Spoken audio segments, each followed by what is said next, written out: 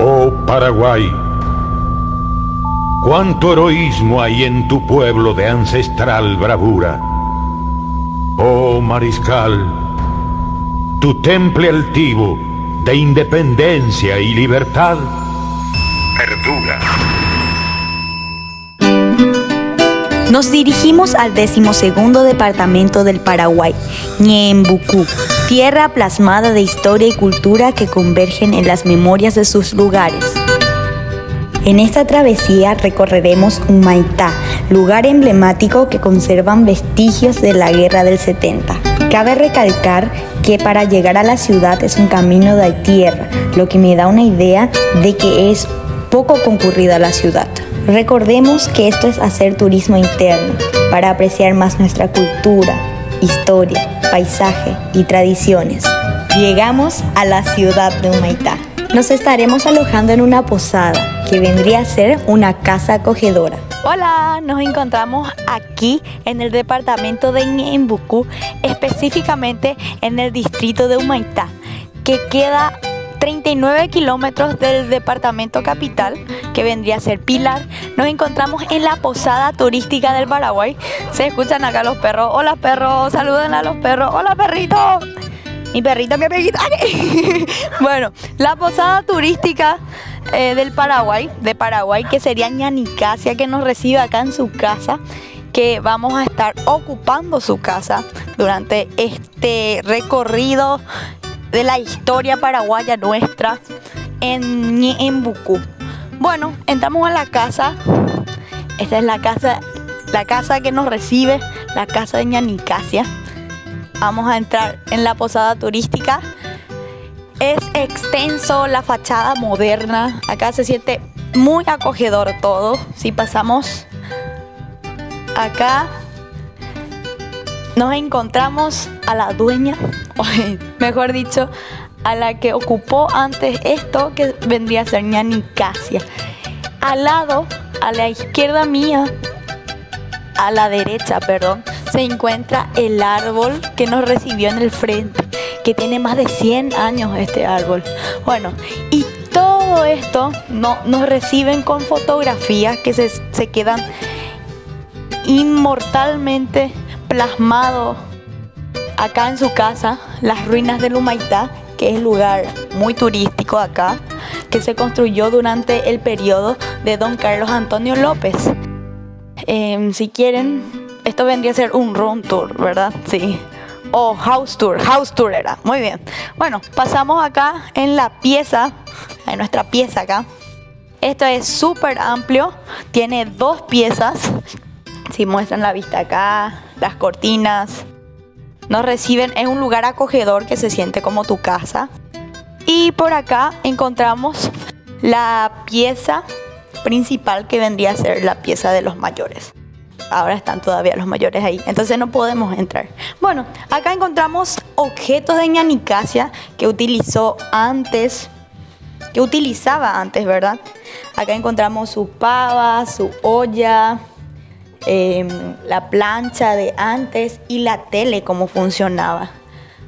Pasando acá encontramos el anguá. Anguá se llama, ¿verdad? Sí, el anguá de Ñanicasia. Y esto vendría a ser la fachada de la cocina. Todo todavía nos recuerda a través de la imagen de los cuadros de cómo era. La mayoría de las imágenes están mostradas en la posguerra. ¿Qué quiere decir eso? Después de la guerra. Si nos acordamos, la guerra empieza en 1864 y culmina en 1870. Pasamos al exterior, afuera. Y esto vendría a ser la fachada de afuera, acá, súper acogedor. ¿Qué pasaría? Yo me pregunto algunas veces, ¿qué pasaría si nosotros nos rindiéramos en esa guerra de la triple infamia? Porque 3 países contra un solo país. Imagínense, acá nosotros estamos presentes gracias a esa guerra, a consecuencia de esa guerra. ¿O qué pasaría? ¿Será que nosotros podríamos tener la nacionalidad nuestra, que es Paraguay? No sabemos, pero gracias a todos los soldados, gracias a todo el Paraguay, todos sus habitantes, estamos presentes aquí.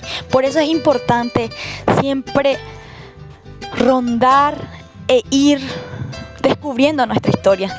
Y descubrir nuestra historia significa nosotros querer aprenderla. Y qué mejor momento que disfrutando acá, saliendo de nuestras casas y conociendo nuestra cultura. Quiero demostrar también el suelo árido en la ciudad de Ñeembucú. Ahora está fresquito porque estamos grabando de mañana. Y esto vendría a ser la fachada del exterior, amplia. Ya mi casa tiene su pocito, miren ese pocito. Capaz que este ñanicá se utilizaba para sacar agua. Y nos quedamos con las últimas postales de su casa, ¿verdad? Bueno, cortamos y vamos a ver en los próximos minutos qué pasará. Chao. Bueno, esto es súper cierto lo que encontramos acá. Porque cuando conocemos las historias, nos van a encantar más. Y esto es lo que dice: cuanto más te conozco, más te admiro. Humaitá. Admirable lugar, Humaitá. Un bello y hermoso paisaje que se ve. Vemos el río Paraguay. Humaitá, decid el peán poetas. Humaitá, niños, elevad el canto. Humaitá, repetid 3 veces santo. Humaitá, presentad las bayonetas. Humaitá, sonad bélicas cornetas. Humaitá, prorrumpid en triste llanto. Humaitá, rasgad todos vuestro manto. Humaitá, tocad fúnebres retretas. Id como partes de un gran cuerpo herido a las ruinas del templo dolorido y alzad allí con gloria vuestro acento, en tanto que en el ámbito sonriente el templo se dibuja vagamente como un monumental muñón sangriento. Estas fueron las letras de Eloy Fariña Núñez, humaiteño paraguayo que con sus versos transforma la experiencia humana en palabras, creando puentes entre generaciones, cultura y emociones. Su escultura está en una plaza donde se lo recuerda y al lado el ex cuartel del Mariscal Francisco Solano López, actualmente convertido en museo. El Museo de Humaitá fue creado en 1970 con objetos y reliquias rescatados y donados por los pobladores de la zona, a iniciativa de José María Candia, por entonces presidente de la Junta Municipal. El edificio que lo aloja, reconstruido después de la terrible inundación de 1883, fue sede de las autoridades coloniales de Humaitá y durante la Guerra de la Triple Alianza funcionó como cuartel del Mariscal López. Salvo una pequeña sección referida a la historia de la ciudad, todo el resto del museo está dedicado a mostrar con orgullo y a explicar el significado de los objetos que atesoramos, contextualizándonos dentro de los hechos bélicos de la Guerra Grande, cuyo epicentro fue justamente Humaitá. En nuestro museo nos dedicamos a contar la historia de la Guerra de la Triple Alianza, pero centrados un poquito más en lo que pasó en Humaitá durante esta guerra, ¿sí? Y pasaron muchas cosas. Sí. Bueno, lo principal que hay que saber es que acá en Humaitá se construyó una fortaleza militar con el objetivo de detener el avance del enemigo y cualquier tipo de hostilidad que tendría cualquier otro país, no solamente durante la guerra contra la Triple Alianza, porque nuestra fortaleza comenzó a construirse 10 años antes de que empiece la guerra, a partir de 1855, según algunas bibliografías. Sí. Entonces, don Carlos Antonio López ya estaba preparando para defenderse, ¿sí? Sí. Esto se construye acá en esta zona por las curvas que tiene el río Paraguay. Estas curvas ofrecen hasta ahora todavía una ventaja estratégica muy importante porque las embarcaciones no pueden girar fácilmente, deben hacer toda una maniobra en lentitud para poder pasar. Entonces, durante ese tiempo que hacen la maniobra para girar, quedan a tiro de cañón. Por eso se construye acá en Humaitá. En general, nuestra fortaleza se dividía en 2 secciones. Las defensas del río que estaban en esta curva eran 80 cañones aproximadamente, junto con 3 cadenas que cortaban el paso del río. La visión detrás de esto era que cuando el enemigo llegue a esta zona, iba a pasar lentamente frente a nuestros cañones, se les iba a disparar en ese trayecto hasta que quedaran cortados por la cadena frente a la batería Londres, que era, las baterías son una agrupación, el conjunto de los cañones. Entonces esa era la más importante, ¿verdad? La batería Londres. Entonces ahí se le iba a hundir, ese era el plan al menos, en caso de que el enemigo ataque por el río. Ahora, en caso de que el enemigo ataque por tierra, había otras defensas, que son las defensas de contorno, alrededor de Humaitá. Eran 8 kilómetros de trincheras, con 120 cañones, totalizando los 200 cañones en todo el perímetro fortificado de Humaitá. Esto se preparó a lo grande, y a lo grande también resistió. Porque normalmente las batallas duran un día, 2, 3, 4, dependiendo de la situación, ¿verdad? Humaitá resistió 11 meses. Así de bien estaba preparada toda esta zona, ¿ok? Nuestro ataque a Humaitá comenzó el 15 de agosto de 1867, cuando 10 acorazados brasileños vinieron a través del río Paraguay. El objetivo de ellos, pasar y llegar a Asunción. El objetivo de Humaitá era evitar eso. Entonces, ellos ya sabían cómo estaba todo. Por eso se quedaron acá. No entraron a la zona artillada. Quedaron acá, cubiertos, camuflados por la naturaleza exuberante que tenemos acá en la zona, y comenzaron a bombardear a lo único que se veía sobre las copas de los árboles, las torres de nuestra iglesia, las ruinas de Humaitá. Sí, señor. Las ruinas de Humaitá son los vestigios de la primera iglesia que se construyó en el pueblo. Fue una obra de don Carlos Antonio López, y lamentablemente durante la guerra este bombardeo destruyó la iglesia, porque no fue un bombardeo que duró poco tiempo. El bombardeo desde esta posición, 3,5 kilómetros de distancia, duró 6 meses. Eran 10 barcos en ese momento. Su fondeadero era el Riacho de Oro, esto que vemos acá, territorio argentino. Okay, entonces, de noche venían acá, y de día se dividían en 2 grupos. El grupo que iba a bombardear la iglesia desde acá, y el grupo que iba poquito más al sur a bombardear Curpaitú. Y de paso también la iglesia, porque también se veía. Entonces, 6 meses de esa rutina, hasta que ocurrieron algunas cosas. Primero, vinieron 3 nuevos barcos, 3 nuevos monitores acorazados a apoyarlos a estos. Eran nuevitos de fábrica, ¿ok? La principal diferencia con los acorazados grandes que estaban acá era el tamaño.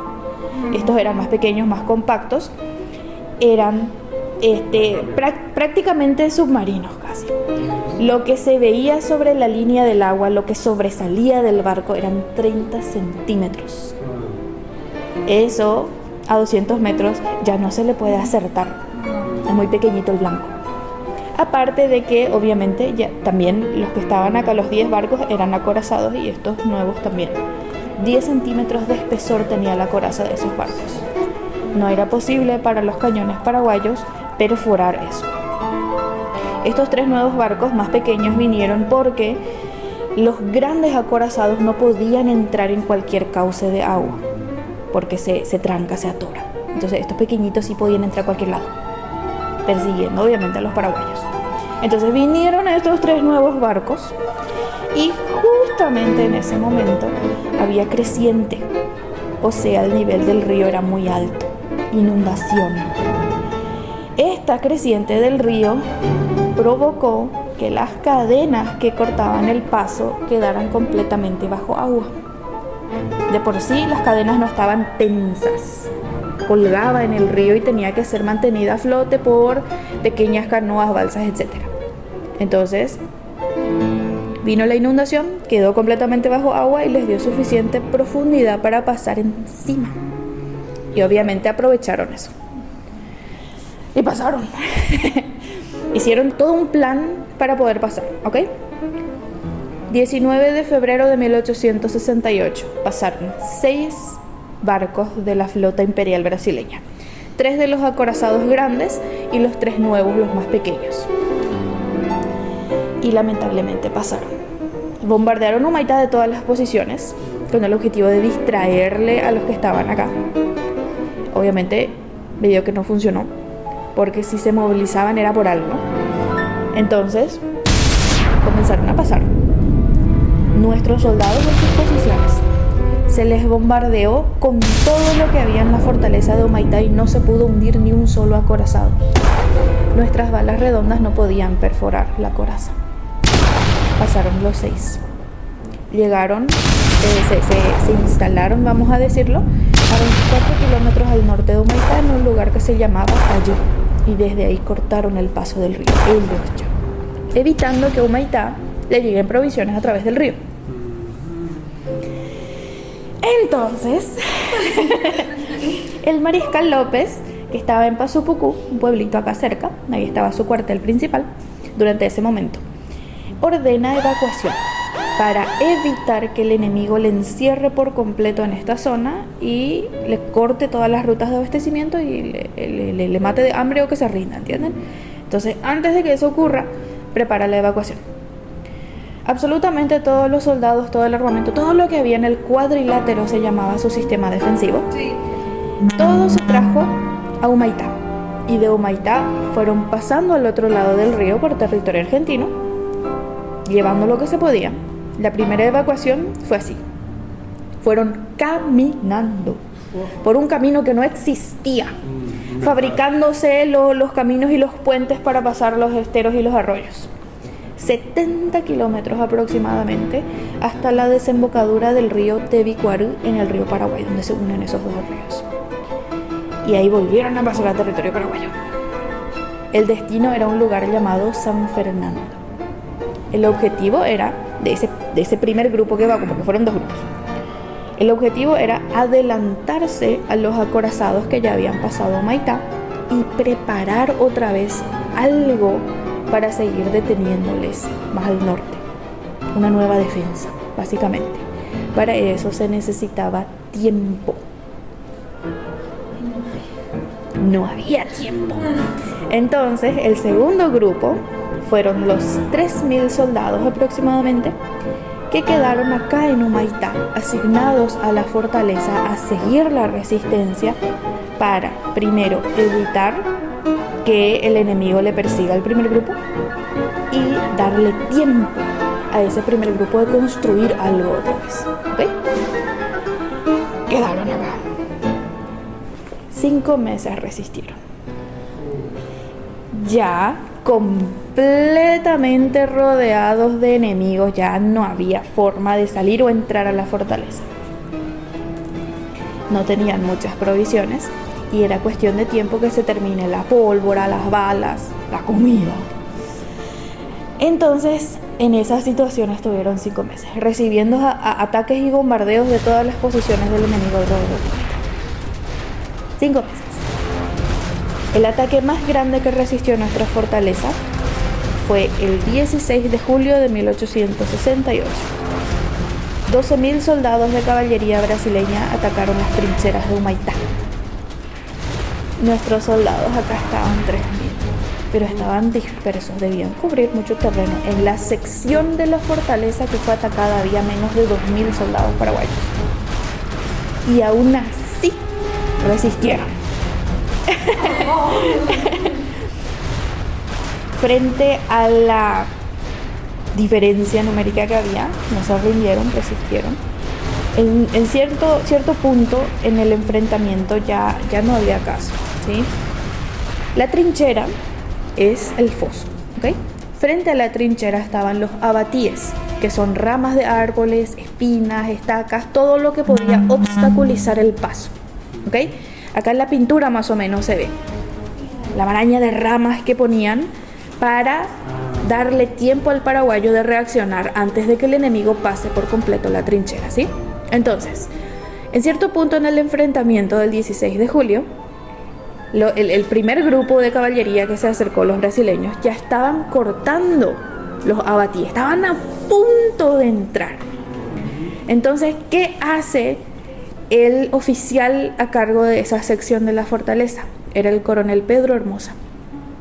Ya no tenían muchas cosas que hacer, pero aún así él agarró y metió en su cañón lo que se le cruzó enfrente. Cualquier cosa metió en su cañón.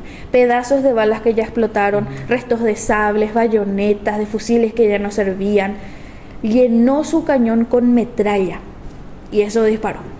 Sí. Y ahí cayó el primer grupo. El segundo grupo, que venía a apoyarle a estos brasileños que ya se adelantaron al ver cómo caían sus compañeros, se dieron la vuelta y se fueron. Sí, porque el tipo metralla era el que inventó. Tipo metralla, sí. La metralla es básicamente todos los pedacitos que salen disparados del cañón. Entonces, así pudo resistir la fortaleza de Humaitá. Durante todo el tiempo que los soldados paraguayos defendieron la fortaleza, en ningún momento el enemigo pudo entrar a la fuerza. No pudieron. Entraron después, ya cuando los paraguayos evacuaron. Era cuestión de tiempo, era insostenible, ¿sí? Entonces, de cierto punto vino el permiso para evacuar la fortaleza. El mensajero vino camuflado entre los camalotes del río para llegar a Humaitá. Llegó y se preparó. La última evacuación de Humaitá fue el 24 de julio de 1868, cumpleaños del Mariscal López, que nuestros soldados, que eran súper inteligentes, utilizaron como pantalla de humo. Esas eran las órdenes. Simular el festejo del cumpleaños del Mariscal López para que el enemigo no se dé cuenta que estaban evacuando. Entonces la banda de músicos se puso a tocar, se pusieron a disparar los cañones para hacer ruido y humo. Y el resto de los soldados estaban evacuando en canoas. Se llevaron los cañones de la artillería ligera, los cañones pequeñitos que podían transportarse. Grande era, pero era más transportable. A diferencia de los cañones grandes de la artillería de plaza, que eran así como el que tenemos acá, súper pesado. Este tiene 3 toneladas. Entonces llevaron lo que podían y evacuaron. Al otro día, 25 de julio de 1868, ahí recién pudieron entrar los enemigos, cuando ya no quedaba ni un solo soldado paraguayo para seguir la resistencia. Ahí entraron a Humaitá. Lamentablemente, nuestros 3.000 soldados no pudieron salir del cerco que había alrededor de la fortaleza, y en esta parte del territorio argentino, acá enfrente de la península de llaman, en una laguna que hay en esa zona, la Laguna Verá, murieron muchos, intentando pasar al otro lado. Como ya no podían pasar, se refugiaron en Isla Poicayama, en un montecito que había ahí. Fueron tomados prisioneros 1.100 de los 3.000. Pero acá sí vemos, la confusión es normal porque esta es la campaña de Humaitá. Sí, la guerra se divide en campañas y las campañas están compuestas por batallas. Entonces, una campaña es un grupo de batallas. Y el grupo de batallas de la campaña de Humaitá van desde las que comenzaron en 1866 hasta 1868, que es la última parte acá en Humaitá. Y es todo esto que vemos acá. Hay 20 kilómetros entre Humaitá y Paso de Patria. Y en esos 20 kilómetros transcurrieron estos 2 años de guerra.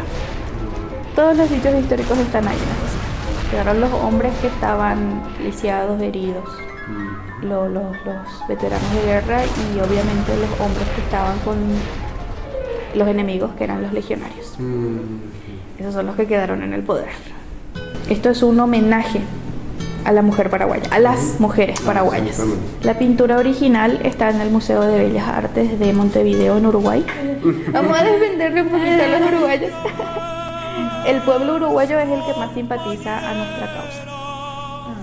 El gobierno de Uruguay en ese momento es el que se metió de cabeza a la guerra. ¿Sí? Pero hay este autor, al menos Juan Manuel Blanes, es uno de los que a través de su arte él intentó reconocer el sufrimiento del pueblo paraguayo. Es un homenaje. Desolada, devastada en el campo de batalla, están muertos sus padres, sus hijos, su marido, todos. Están ahí los cuervos que representan a los países aliados ahí acechando sobre el cadáver.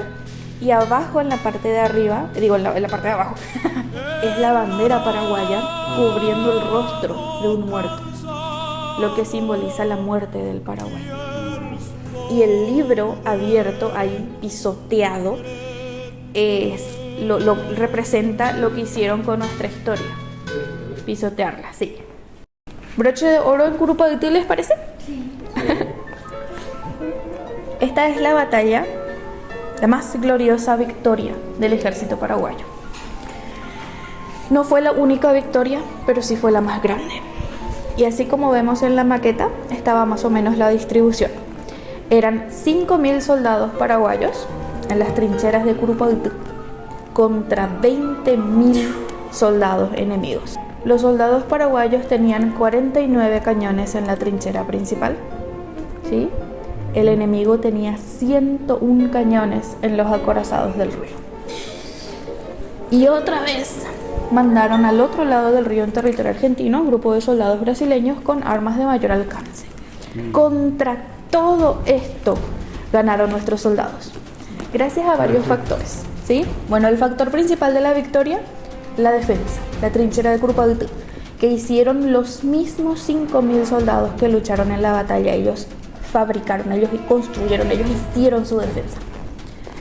Tenía la trinchera 2.200 metros de longitud, poquito más de 2 kilómetros.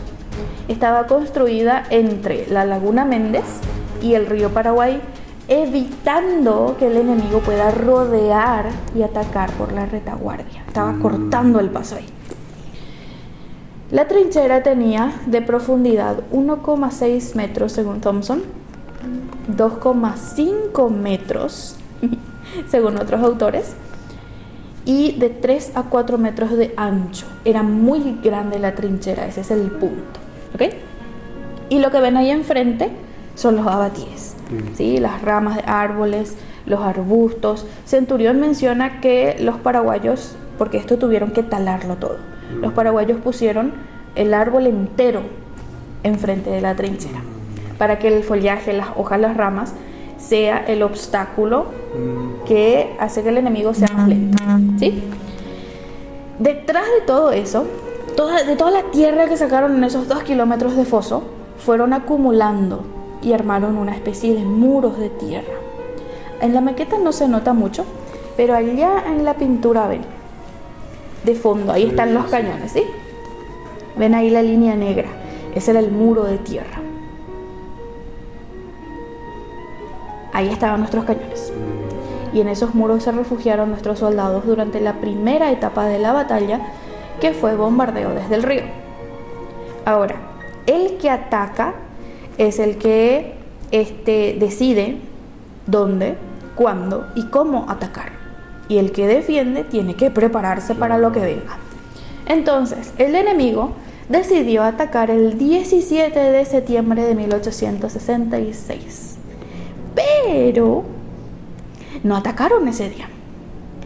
El plan era comenzar con un bombardeo desde el río, que el 17 de septiembre nunca comenzó, porque el almirante Tamandaré, según Centurión, dijo que amenazaba lluvia. Y acertó, porque llovió. Llovió el 17, 18 y 19 de septiembre de 1866, lluvias torrenciales. Obviamente durante la lluvia la pólvora no funciona, entonces tuvieron que posponer el ataque. Atacaron recién el 22 de septiembre. Esperaron 2-3 días, ¿sí? La cuestión es que en 2-3 días nuestro terreno del Ñeembucú no se asienta. No es caso. Necesita mucho tiempo para que pase el rastro de las lluvias grandes acá en nuestra zona, porque tenemos humedales, ¿sí? Es luego zona inundable, ¿sí? Que cuando se desbordaba la laguna todo se llenaba de agua. Ahora imagínense un poquito, ustedes son de la ciudad obviamente, pero vamos a imaginar un poquito un terreno lodoso, fangoso, de la orilla del río, propenso a que se armen grandes esterales. Después de 3 días de lluvia torrencial y 20.000 soldados marchando en ese terreno lleno de agua con botas de cuero. no había estero. Ellos armaron el estero, prácticamente. ¿Sí? Porque nosotros que somos acá de la campaña, que crecimos en los esteros, sabemos que al estero hay que ir blandito, porque es el calzado lo que se atora. Pero estos vinieron con botas de cuero. Eso hizo que su avance sea otra vez más lento, ¿ok? Dándole tiempo al paraguayo del otro lado de recargar su arma.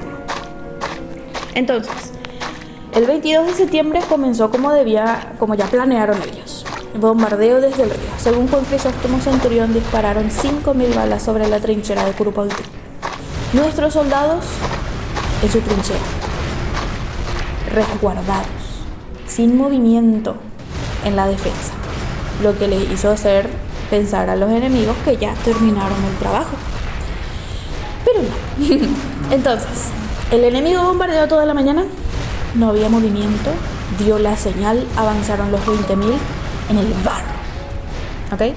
El primer grupo, porque todo va por oleadas, ¿ok? El primer grupo cayó en los pozos acollarados, otra de las trampas que hicieron los paraguayos ahí, que estaba enfrente de las trincheras, pero bien lejos, bien en el terreno todavía. Entonces el primer grupo cayó ahí. Los pozos acollarados eran 3, estaban acollarados unidos entre sí, en el fondo una maraña de estacas, lanzas para que el enemigo caiga y muera. Típico pozo trampa de la guerra. Eso se llenó de agua por las lluvias y se camufló con los demás charcos de agua que se formaron naturalmente. Entonces el primer grupo inadvertido cayó en los pozos acollarados. Y de los demás grupos obviamente se dieron cuenta y comenzaron a rodear. Y fueron a atacar, fueron a investir la trinchera. Y nuestros soldados paraguayos, que estaban refugiados en su trinchera, salieron a sus posiciones. Y comenzó el bombardeo paraguayo ya. Según Juan Crisóstomo Centurión, Curupaytí se convirtió en un infierno que escupía hierro y plomo. Y ninguno de los soldados enemigos pudo pasar la trinchera de Curupaytí.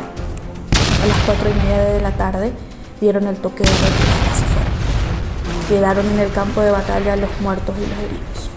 Victoria paraguaya. De los 5.000 soldados paraguayos hubo solamente 92 bajas. Nada. Ahora, del otro lado hay muchas versiones. Yo conozco 3 con nombre y apellido que les voy a decir y ustedes van a elegir cuál les gusta más. O van a investigar su propia versión. Según Juan Crisóstomo Centurión, coronel paraguayo que luchó en la guerra, sobrevivió y escribió sus memorias, fueron 5.000 las bajas. Según George Thompson, coronel inglés al servicio del ejército paraguayo, que en cierto punto lamentablemente se rindió y pasó al lado de los aliados, él dice 8.000. Y la versión paraguaya más popular es la de Oleari, 10.000 muertos. Sea como sea, comparado con las bajas paraguayas, pues no hay caso. Victoria indiscutible. Qué buen resumen, qué bueno. Gracias a la guía Karen Sosa pudimos conocer lo que ocurrió en Humaitá. Y estas palabras nos dice el museo. No es la historia que hubiéramos querido contar, porque creemos que toda guerra es siempre un fracaso de la razón y de la fraternidad que debe unir a todo el género humano. Pero lamentablemente sucedió, y contarlo es nuestro deber frente a las próximas generaciones para aprender de los errores de nuestros padres, que también los tuvieron, claro está, pero principalmente para tomar ejemplo de sus virtudes, que fueron extraordinarias. Visitante, has de saber que aquí en Humaitá, el pueblo paraguayo ha elevado los ideales de valor y lealtad hasta extremos inauditos, enseñándole al mundo entero cómo se debe defender a la patria y a la libertad. Y en este rol que me corresponde vivir, me quedo con estas anécdotas, los amiguitos que realicé ahí, por el solo hecho de contarles que esta iglesia se construyó aquí y se bombardeó y reconstruyó ahí. Se quedaron asombrados y disfrutamos de las ruinas. Tal vez ellos no sabían qué ocurrió, pero desperté su curiosidad y germinó la semilla de la paraguayidad.